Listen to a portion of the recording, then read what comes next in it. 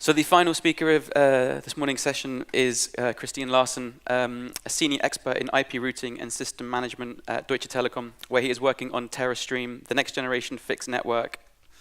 His focus is currently with provisioning of this network in a completely automated fashion, but he also covers areas of network design, long-haul opto, and testing. So please join me in welcoming Kristian to the stage.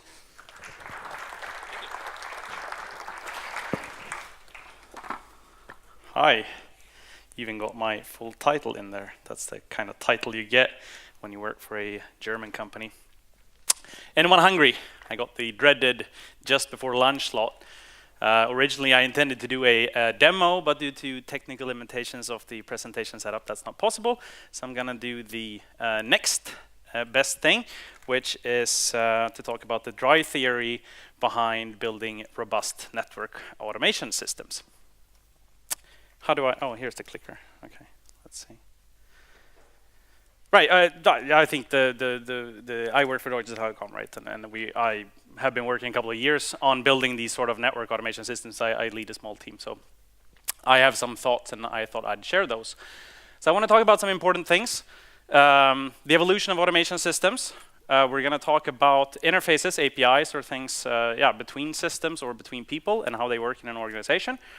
We're going to touch upon correctness and say a few words on typing, interesting stuff, and static validation.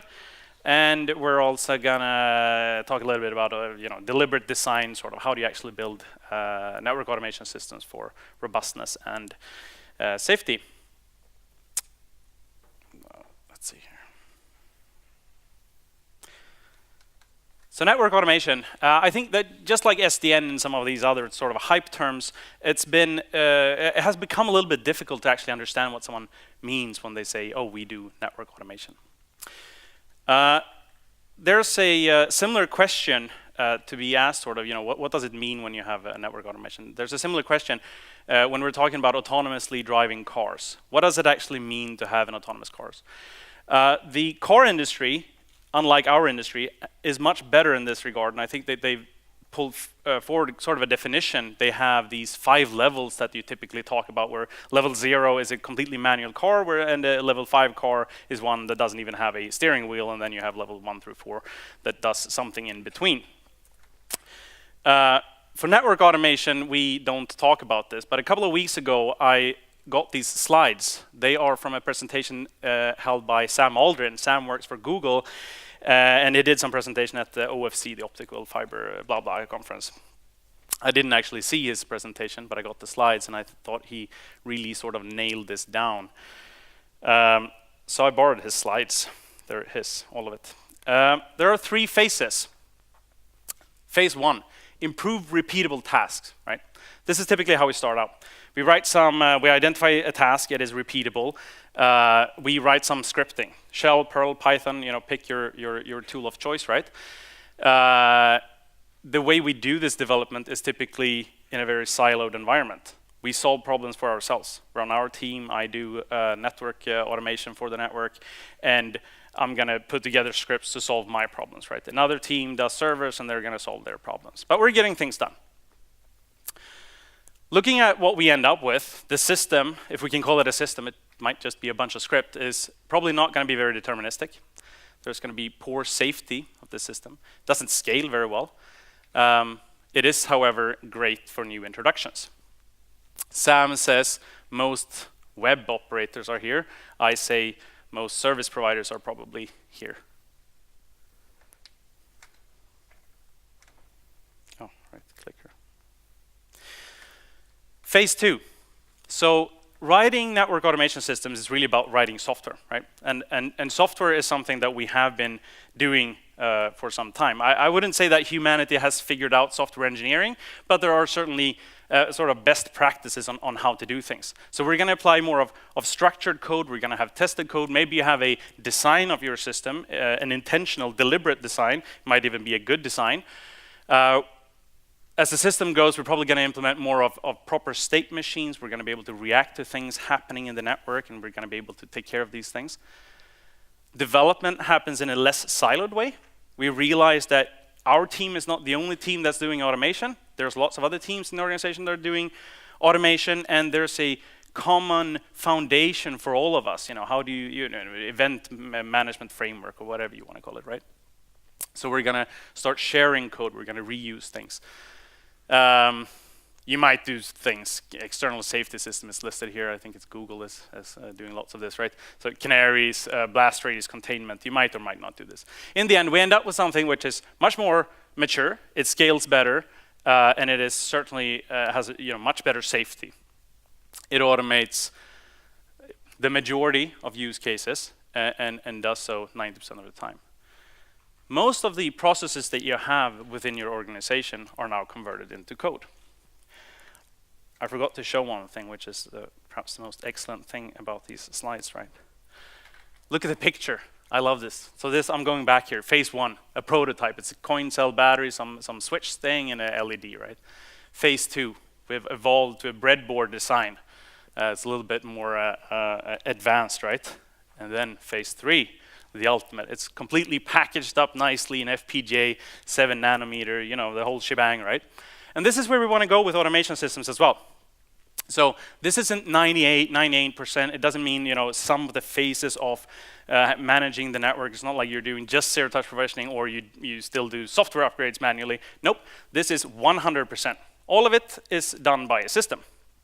So instead, we expose essentially the network and all of its functions through an API. We have design rules and policy input. You tell it, oh, I want a network for a data center with 10,000 servers, and the system is going to figure out the rest, right? That's the kind of thing. You don't tell it the details of how to do something. That's encoded in your system. This is where Google want to go or is at, and it's certainly where we want to be too. Why is this important?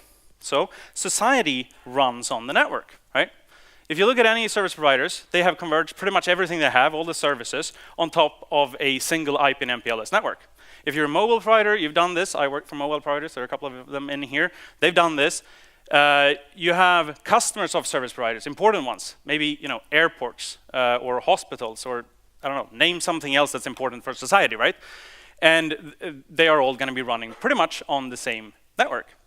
So society needs this network to be up, and if we're going to run this network with software, then that software has to be working, right? And that's why we're here talking about robust systems. So remember this when you're in the shower or wherever it is you're thinking about these kinds of things.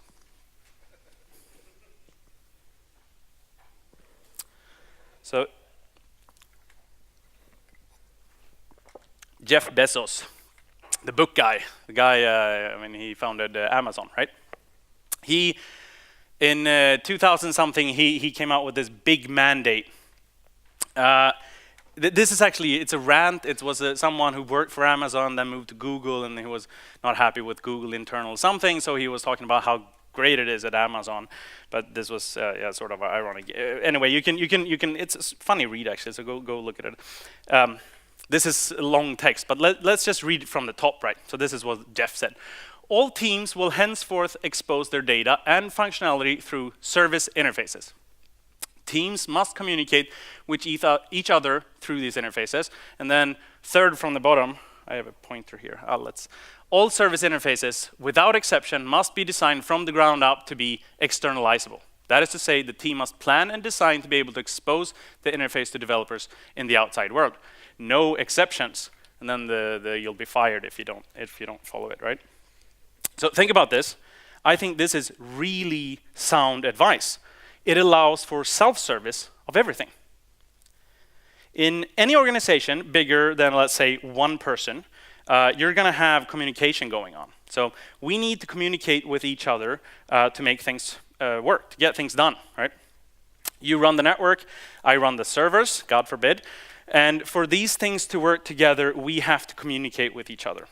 Usually that communication is between people, and people communicate through natural language, which isn't very precise, but as we humans are good fuzzy parsers, it sort of works out anyway.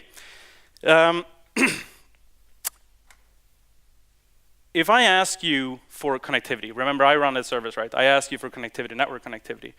Then you're going to go do this. You probably have your automation system. So what happens is that you go to your automation system. Maybe it's Ansible. You run a playbook, and then it does something to the network, right? Advancing and evolving in the era of automation systems, I think means that we have to throw out the humans from the communication path. My automation system needs to talk to your automation system, so these two systems together can figure things out. These imprecise interfaces that humans have between them just doesn't add anything to the mix and should be eliminated. We don't need to eliminate humans, but we need to just not constantly be in the communication path.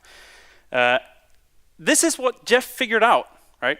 And it's going pretty well for Amazon. Take inspiration.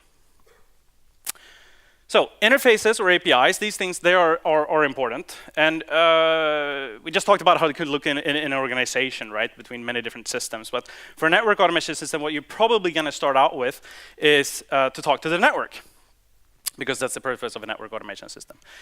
The network consists of devices, and those devices have interfaces. Legacy-wise, and too often, really today as well, one of those interfaces is going to be the CLI, command line interface. This is something that's really built for humans. It's not typed at all, it's just text. You throw text at it and it throws some text back to you, right? But it's the same thing. It's we as humans, fussy parsers, we can handle this. It's not a problem. But from a programmatic perspective, this is really horrible, right? The output in one of these commands could change at the whim. So a developer over at Cisco says, thank you. A developer over at Cisco says, this output looks much better with a line break. I'm going to insert a line break, and bam, all of your programmatic, whatever it is, parsing this will break, right?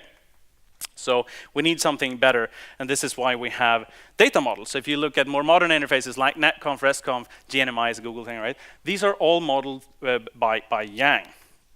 So a data model is something that defines the values, the names of values and the type of values that we can send across an interface. You can think of a data model somewhat like a contract, right? So we write down what it is that I'm allowed to send to you, and we write down what you're allowed to send to me, and this is our contract, and we all stick to it, right? Contracts for computers need to be written in a way that computers can easily understand them, and this is why we have schema languages or data modeling languages. It's the same thing.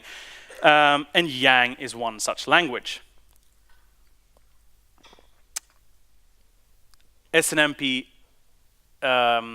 is another one thing you might have on your devices. MIBs are also data models, and they're written in another schema language called SMI version 2.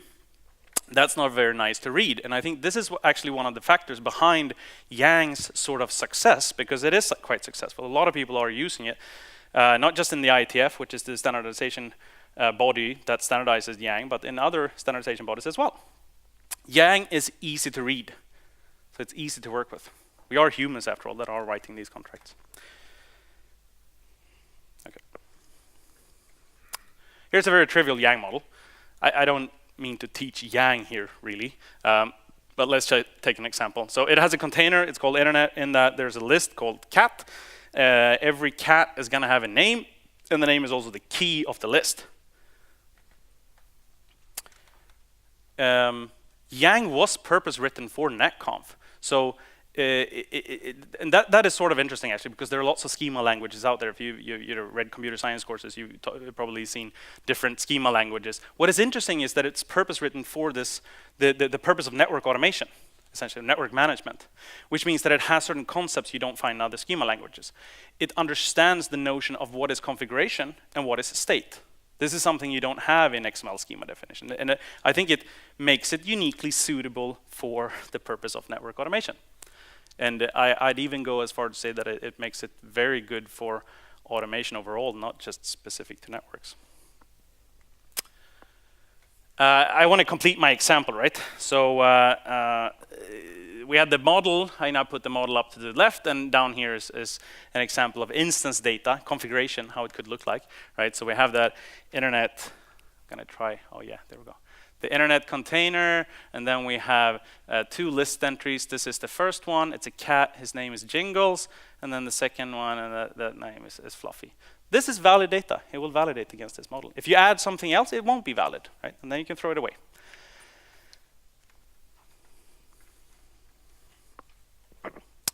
So I faced argumentation along the lines of, we don't need Yang models. They're too complicated, too high overhead in writing these things. They bring nothing to the table. Why does the networking world need to be so damn different from everything else? I mean, we've already solved this with, in the server world, we're doing something else, right? If you use Puppet, Chef, Ansible, Salt, whatever, something like this, you don't have models. You just you have a bash shell, more or less, that you interact with. You send some commands, you send other commands, you collect some output, right? Isn't that the better approach, I'm asked? It's quicker, typically. You can just run some commands, right? Now, bash also has syntax, of course. So, I mean, you could talk about, would it be possible to write a data model for this?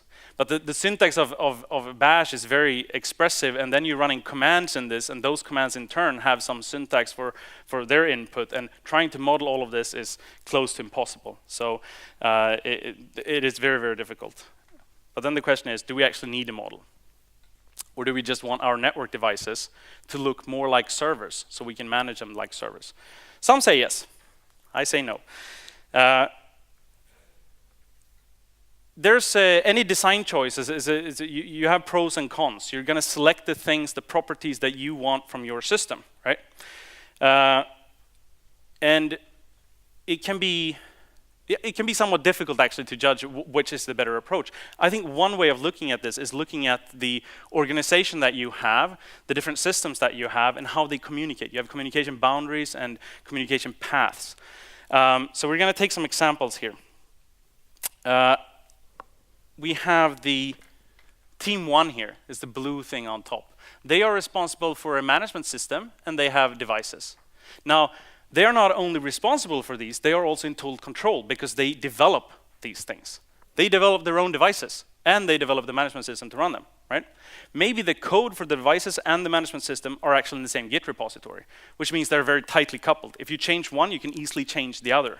So in this case, in this type of environment, you might not actually, I mean, it's very easy for you through sort of version control to control the whole process and make sure that things actually work, right?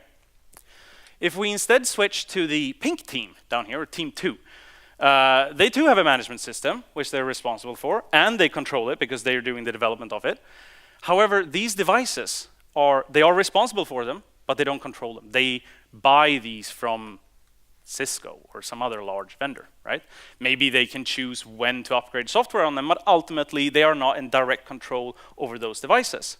They can't control what the interface looks like. So in this case, I think it might make sense to have a contract. Just like you have a contract with your vendor that specifies what is the price of this piece of equipment, it also makes sense to have a contract that specifies these are the things that this system will send to you, and these are the things that you're allowed to send to the system, right? Poor team 3 over here, they don't have a management system at all, they just produce devices. But they are developing devices. And those devices are apparently managed by the management system of team 1 here. So even though all of this is within the same company, you have different teams. And then I think it might make sense to have this sort of contract again. You just sit down, I mean, it's the other team, you have a meeting, you sit down and you talk about what is the expected data that you're going to send to me and what am I going to send to you, and then you write that down in some way. That is a Yang model. We have the last line here, right? I drew these in different colors, so the green one here is one where you might not be using Yang models because you control the whole thing, right? Whereas the purple ones are the ones you want Yang models for describing those interfaces. Now, this team here and this team, their management systems talk together. I mean, maybe this is the server team, right? And this is the network team down here. So their systems are going to communicate with each other. And that's another example of when I think it does make sense to have this sort of contract in place that says these are the things. I mean, if this is the network team, right, what services does the network provide? Oh yeah, we have internet services, we have VPN, we have something else, right? Then you express that in a Yang model. That's what it's about. So some say it's slow defining these Yang models and stuff. Personally, I actually like it. I think it's faster doing development when you have these models. So I like to put them everywhere. I mean, it's sort of, you put down your design. A lot of it actually revolves around data, and putting it in a Yang model allows you to build a sort of a mental model and something to reason about with other people in the organization. But if you don't want it, I mean, if you have high alignment within a team, you might not need it. Otherwise, you probably should have it. Okay. So, model-driven is something. Not sure I mentioned model-driven here before, but it's almost one of those hype terms these days. You might not know what it actually means, but it's basic for me, right? It's you have operational sort of development and operational processes that are centered on the data model. When we write programs, a lot of it consists of just reading some data, validating that data, having it in some internal format, and then processing it, doing something else with it, right? All that reading of data and validating it, I mean, this is a repeating task. Every program does this all the time. Can't we just get rid of that? Yeah, that's what model-driven is about. We define a Yang model that specifies the interface, and then we can actually render the code to do all of this reading of input and doing the validation. We can also use it to render interfaces. So this is like if you want an API, a RESTconf API or a Netconf API, you just write the model and then you render the interfaces. You don't need to write so much code because you can just generate the code, right?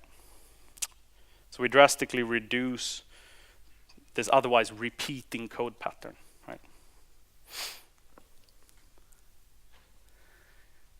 Who in here has programmed, scripted, written something? Hands. Oh, quite a lot. Good. Yang isn't limited to these networking interfaces. It's not just netconf and restconf, right? If you have a configuration file or some input to a program that you're running locally, you've probably written lots of validation. You have if conditions, is this input given, then this other one is not allowed to be given, and blah, blah, blah, blah, blah. You can just convey this through a Yang model or some form of model. Yang is sort of networking world-centric, right? There are who many knows what Swagger is, or Open API? Because I think that's the same thing. Some hands. That is really the same thing, and I think it's gotten a better foothold in a large part of the programming world, probably. But it's really about the same thing. You're writing a schema for the input that your program can take, and I think this is it's a good development. Overall, in the industry, actually, we are set to advance in this direction. I think a lot of programming languages are also more about cool type systems where you have static validation, strong typing, and static typing. So it's really, which is really just the same thing. I mean, in one context, it's programming languages. In another context like this, it's more about data, right? So I think you can pretty much, Yang. You can apply Yang for everything. And I think we should apply it much more broadly than we do today. Anyone hungry yet? So we're just getting to the interesting stuff. Quiz time. So this is Python, right? Can anyone tell me, is this valid syntax or not? Is it? No. Okay, so I think if you do have the most basic definition of what is a syntax check, then this is actually valid syntax. But semantics, if you try to apply semantics or something called context, well, if you don't have context-free grammar, context-sensitive grammar, then this would fail. Just like you said, the B is not defined, right? You'd get an error. This is the error that you get. B is not defined. I've updated the program. I've added a sleep before we try to print. How long will it take before this program throws an error? More than 10 seconds or less than a second? It's sort of immediately. You say immediately.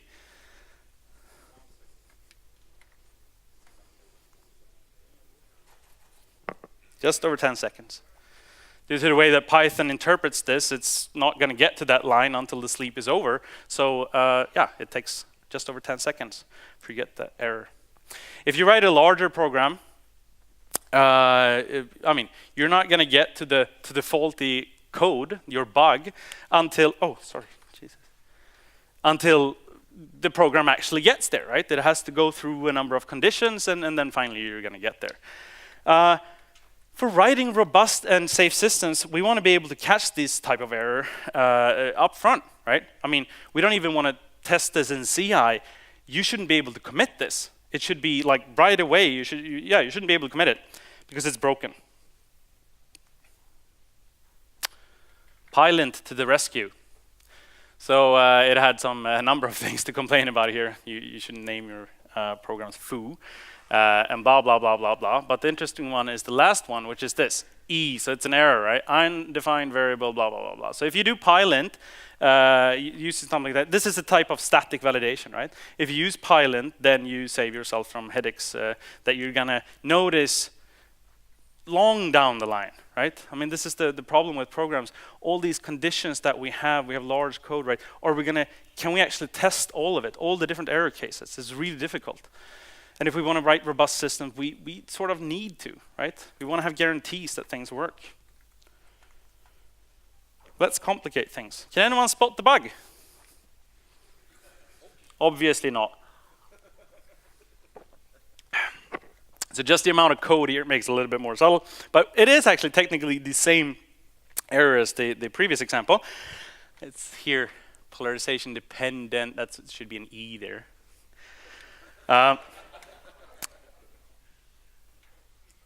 So we have an incorrectly spelled thing, right? But this is not further complicated, but this object is coming from the network. It's a network API. We talked to the device, and then we were getting that that data from over there, which makes it much trickier to validate.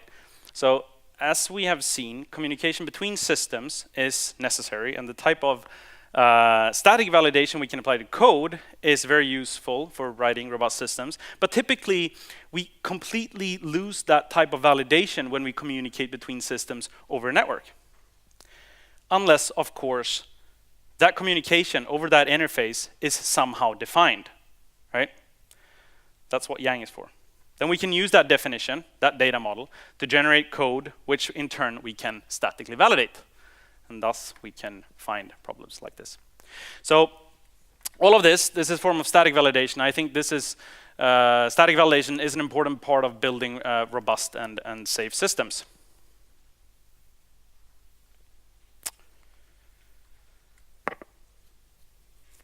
So going back to this example, can anyone tell me what type of exceptions could be thrown by this program? Anyone? Nope. Neither can I. It is not possible to know in Python due to its dynamic nature. You simply can't know what the type of exceptions can be thrown by this code. What usually happens, I call it the happy path coding, right? You write for the happy case when everything is working. That's how you start out. You commit this code, and then a week later you put it in production, and you notice something failing, and then you add in some exception handling. 4 weeks down the line, you find another exception, you add in handling. 4 years down the line, you add another exception handling. And that's how we evolve our code. And then 10 years down the line, or 5, I don't know, you want to refactor, and you're like, all these no, that's not possible. Let's remove that, right? And then you start over. We have a similar situation with networks. I talked some about code, right? And why am I talking about code? Because we're here about trying to build networks. So I think we have a similar situation with our networks. A lot of the event output that you get from your network is not very structured at all. You have syslog. What type of syslog messages can you receive from your devices? Does anyone have a comprehensive list of all the types of syslog messages you can receive from your devices? Probably not. It also changes with software versions and so on and so forth, right? So that weird temperature alarm, for example, or temperature text message in a syslog message is something that you're just not going to see until your data center is on fire, and then it's a little too late. So if we want to build a robust system, we have to know about these things, right? We have to guarantee that we can actually handle all the different scenarios that you might have. So that's what I'm going to talk about, one of the models very, very quickly here. There's an IETF draft currently for alarms, defining alarms. It sets the sort of basic frameworks around this. And one of the very cool things at the alarm type of something, which could be like a temperature alarm or a power alarm, is a Yang identities. Now, devices that speak netconf, they announce their capabilities. So we have a list of all the modules, Yang models that they support. So we can figure out the full list of all the alarms that a device is able to raise to us. We can statically validate that our management system code is able to handle all the different exceptions, right? Because it's defined in the interface. Now, another cool thing about these is that the alarm types are Yang identities, and Yang identities have inheritance. Thus, we get alarm identifier inheritance. This makes me very happy. So what does that mean? That means you can sort of group things together. You can have this is just like classes, subclasses in a programming language, right? I mean, you have a class and then you inherit that one, right? So the cool thing that you can do now with these identities is that you can check which one did we inherit from. We actually have multi-inheritance here too, so we can have sort of like parallel trees. What's nice about this is that if you say site-related stuff, like power and temperature, I don't want that, I don't care about that, because my world is digital, I just care about zeros and stuff. So I want to send that to the site guys. Those are the ones that actually fix power in the data center, and they fix, things like that, right? You can do that because if all these environmental alarms, say, inherit from one alarm type, an abstract and environmental alarm type, then you can easily select all of those and sort of direct those alarms to the site guys. And similarly for something else, it gives you a lot of flexibility in how you select things. And again, by having this comprehensive list of all the alarms that a device can actually raise, we can statically validate and make sure we can prove and guarantee that our system is able to handle it all. And I think that is very important in building robust automation systems. So finally, I don't know if I'm sounding too negative or pessimistic or not, but I want to finish on a positive note. So Kent Beck, your other experienced developer, wrote this not so long ago. So if there's one lesson I would like the next generation of developers to learn, it is to spend less time doing hard things and more time making hard things easy. So I fully agree with Kent. But I also think that we're in a much better position today than we were 10 or 20 years ago.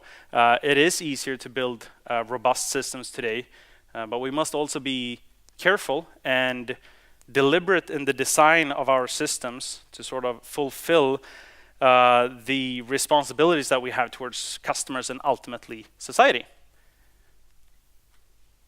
Thank you.